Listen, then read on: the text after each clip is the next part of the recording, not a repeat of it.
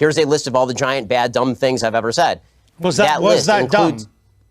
What? Yes, that's a dumb tweet. And not only, but it is also important to mention that the next few tweets clarify that that tweet is specifically referring to the Hamas leadership, which, by the way, a BBC I've seen is relatively reticent to condemn. No, actually, it wasn't. What you went on to do and say, you are correct about the slur on Arabs. It's not all Arabs that want to live in open sewage and blow things up.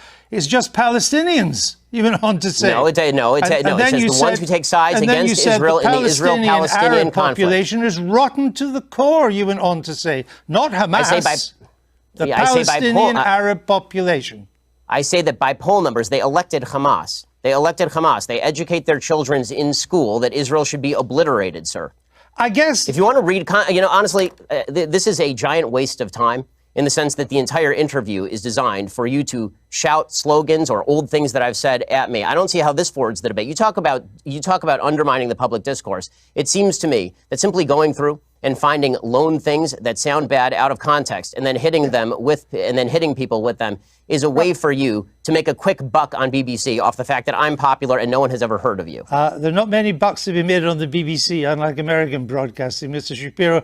The point I'm trying to make is that your words are hardly designed to produce the consensus and understanding that the book seems to want to produce. That's my point, that you write about, Judeo-Christian culture and so on, but so much of what you've said in the past would seem to turn its back on Judeo-Christian culture. You're lecturing me on Judeo-Christian culture after you call the pro-life position barbaric? I just asked you a question. And I asked you a question. You failed to answer a single one of mine. Frankly, I find this whole thing a waste of time. If you want to read the book and critique the book, why don't you read and critique the book? If you want to critique me, you can think whatever you want of me. Why don't you just try and answer the questions? I don't frankly give a damn what you think of me, since I've never heard of you. And I've never heard of you until I briefed myself for this. But that's not the issue. You have a new book out. Then why the hell are you interviewing me, sir? It's an interesting book. But my point is, your book claims that society... Well, it'd be nice if you would quote it from time to time. Your book is... Well, actually, I've done so several times, and I'm about to do so again, if you would let me just finish the question.